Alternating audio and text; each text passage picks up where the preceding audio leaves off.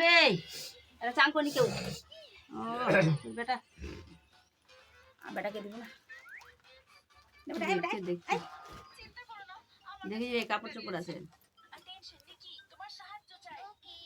কেরা রিঙ্কু আরে গাই বাইরে নিয়ে একটু ঘর করে দেখালি কলিকালে নানান পূজার কারণ আপনি হয়তো হইলেন মুসলমান ভগবান সত্যনারায়ণ পদে করিয়া বন্ধু বুঝলি বহু ধরবি নাহলে কিন্তু গল্প হবে না বহু ধরতে হবে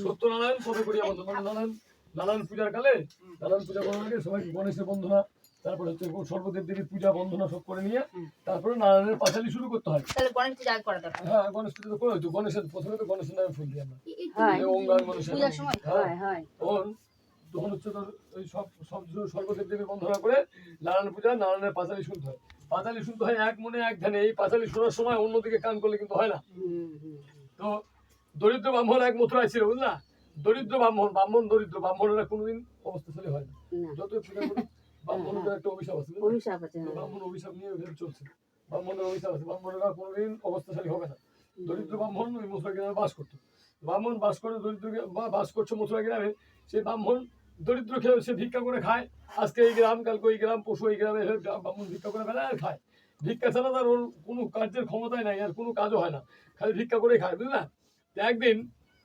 ব্রাহ্মণ মনে মনে চিন্তা করছে যে আজকে বাড়ির কাছে আর ভিক্ষা করবো না দূরে চলে যাবো দূরে গ্রামে যায় দেখি তো দূরে গ্রামে গেলে বেশি দিবে লোকজন ভিক্ষা বেশি করবে ভিক্ষা চাল সব বেশি দিবে তখন দূরে গেছে দূরে যায় ব্রাহ্মণ সব বাড়ি বেড়াইছে ঘুরছে কিন্তু ব্রাহ্মণকে আর কেউ ভিক্ষা দেয়নি সবাইকে বলছে যে আমরা ভিক্ষা এখন দিব না এই বলে ব্রাহ্মণকে বিদায় করেছে বাড়ি থেকে হ্যাঁ এইভাবে ব্রাহ্মণ দুপুর হয়ে গেল বৈশাখ মাসের দিন দুপুরবেলা রোদের মধ্যে বসে তখন ব্রাহ্মণ কি করছে মনে মনে কান্নাকাটি করছে আর ঠাকুরকে ডাকছে যে ভগবান আমি তোমার পূজা করি এত তোমার শ্রদ্ধা করি ভালোবাসি কিন্তু তুমি আজকে আমি এমন একটা গ্রামে গেলাম কোথাও ভিক্ষা পালানো ঠাকুর তাহলে কি করা যায় বলো ব্রাহ্মণেরা বলে বসে বসে মনে মনে কাঁদছে তখন লক্ষ্মী নারায়ণ দুইজনে গল্প করছে লক্ষ্মী নারায়ণকে বলছে যে দেখো তোমার ভক্ত সে ব্রাহ্মণ এত এই যে বৈশাখ মাসে এই রোদ দুপুরবেলা ঘুরে বেড়াচ্ছে ভিক্ষা কোথাও পালো না তাহলে ব্রাহ্মণের তুমি দুঃখ কষ্ট মিটাই দাও তখন নারায়ণ বলছে আমি দুঃখ কষ্ট মিটাবো থামো আস্তে আস্তে সব হয় সব যদি ভগবানের কাছে একবারে চাই তাহলে কি পাবে হ্যাঁ ওই ধরো না কেন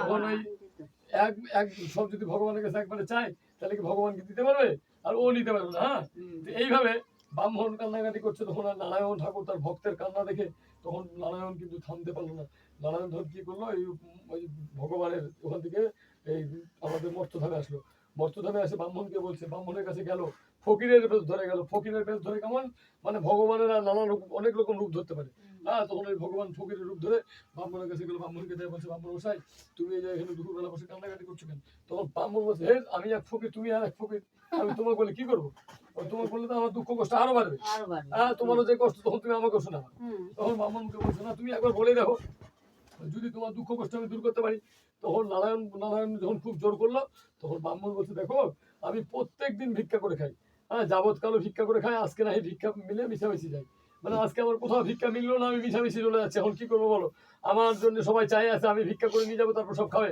হ্যাঁ তখন ব্রাহ্মণের যখন নারায়ণকে বললো তখন নারায়ণ বলছে দেখো তোমার দুঃখ কষ্ট সব দূরে যাবে তুমি আমার পূজা করো তখন বলছে আমি তোমার পূজা করবো তুমি তো ফকির তোমার আমার পূজা করবো কি করো তুমি মানুষের কোনোদিন পূজা হয় তখন ব্রাহ্মণকে বলছে না আমি মানুষ না আমি হচ্ছি সত্যনারায়ণ তোমার কাছে ফকিরের বেশ বলে আমি দর্শন দিছি তখন ব্রাহ্মণ বলছে তুমি যে নারায়ণ তোমার প্রমাণ কি তুমি দেখাও তোমার রূপ দেখি তুমি সত্যি নারায়ণ হও তাও তোমার রূপ আমি দেখবো তখন ব্রাহ্মণকে বলছে ঠিক আছে তুমি আমার রূপ দেখো তখন ভগবান সে ব্রাহ্মণের সামনে তার তেজময় মূর্তি যখন মূর্তি ধারণ করে তার মূর্তি থেকে এমন একটা জ্যোতি বানালো ব্রাহ্মণ ওই জ্যোতি দেখে অজ্ঞান হয়ে গেল হ্যাঁ শঙ্কর চক্র কথা বলতো চতুর্ভুজ তখন ব্রাহ্মণের সামনে দাঁড়ায় ব্রাহ্মণ তখন অজ্ঞান হয়ে যাওয়ার পরে কিছুক্ষণ পরে ব্রাহ্মণের জ্ঞান ফিরলো তখন ব্রাহ্মণ নারায়ণকে বলছে যে প্রভু আমি যে তোমার পূজা করবো কি দিয়ে তোমার পূজা করতে হবে বলো কি কি নিয়ম তোমার পূজা কি কি লাগে তখন নারায়ণ ঠাকুর বলছে দেখো আমার পূজায় এমন কিছু লাগে না তুমি যদি ভক্তি সহকারে করো খালি এই চিনি প্রসাদ দিয়ে পূজা করলে হবে আর এই ফলমূল কলা মিষ্টি মিষ্টান্ন এগুলো কিছু দরকার নেই যার যেরকম সাধ্য হ্যাঁ ওই চিনি প্রসাদটা হচ্ছে ঠাকুরের মেন প্রসাদ আটা গুড় দুধ কলা ওইটা ওজন ওইটা মাপ আছে কিন্তু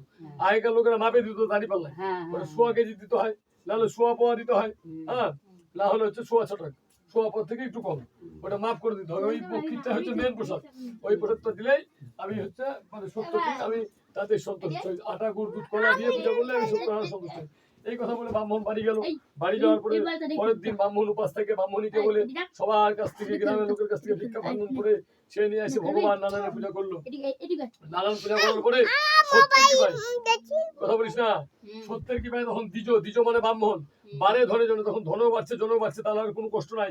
তখন ওই সব দেখে লোকজন কাঠুরিয়া গণ আশেপাশে সব বলছে কি ব্রাহ্মণ তুমি কি করলা, তখন ব্রাহ্মণ বলে দেখো আমি নারায়ণের পূজা করলাম, নারায়ণ পূজা করার পরেই আমার ঠাকুরের কি পায় সব ধন সম্পদ সব হয়ে গেল, কিছুই করতে হয় না, আমাকে আর ভিক্ষাও করতে হয় না।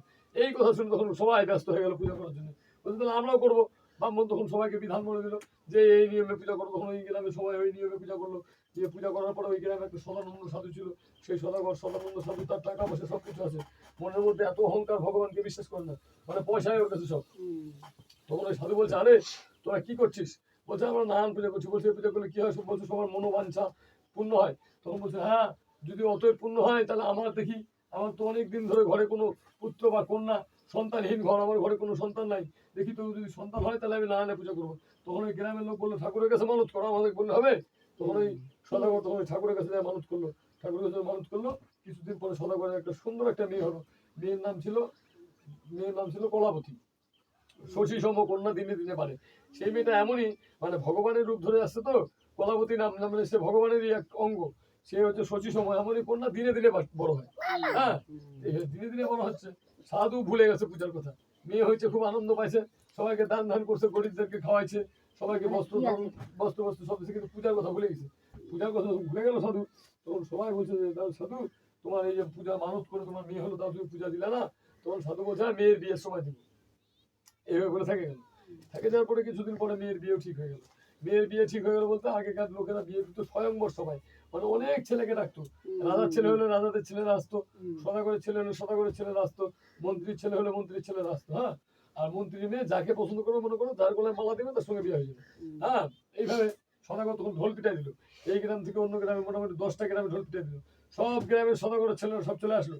আসে সবাই লাইন ধরে বসে দাঁড়ায় আছে, আর মেয়ে মালা নিয়ে ঘুরতেছে। মালা নিয়ে ঘুরতে ঘুরতে ঘুরতে ঘুরতে একটা সদাগরের ছেলেকে গলায় যায় মালা পরাই দিল। বিয়ে হয়ে গেল। বিয়ে হয়ে গেল, কিন্তু নারায়ণ পূজা হলো না। নারায়ণ পূজার কথা ভুলেই গেল সাধু। তখন শ্বশুর আর জামাইকে নিয়ে বাণিজ্য করতে গেল। শ্বশুর আর জামাই, আগেকার নিয়ম ছিল বিয়ে টিয়ে হয়ে গেলে শ্বশুর সদাগর রাজা, এরা রাজা মন্ত্রী কোটাল এরা হচ্ছে বাণিজ্য করতে যেত।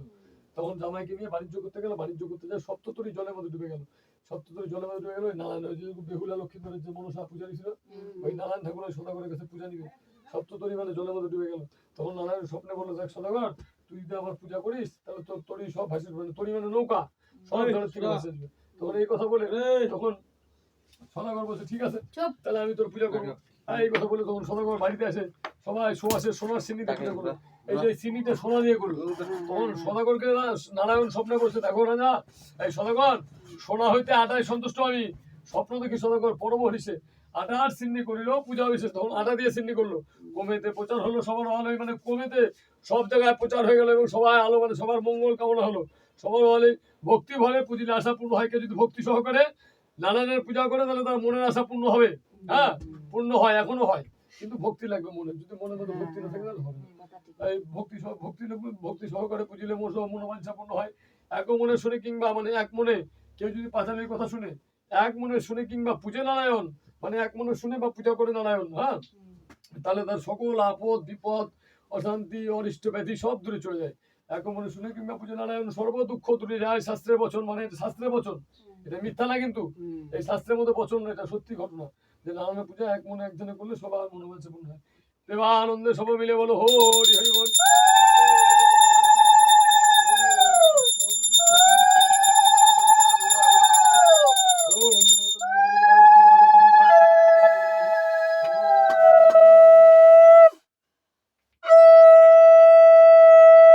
ফুল নেওয়ার মতো একটু করে ফুল ফুল নিছো, বোমা দিবে না।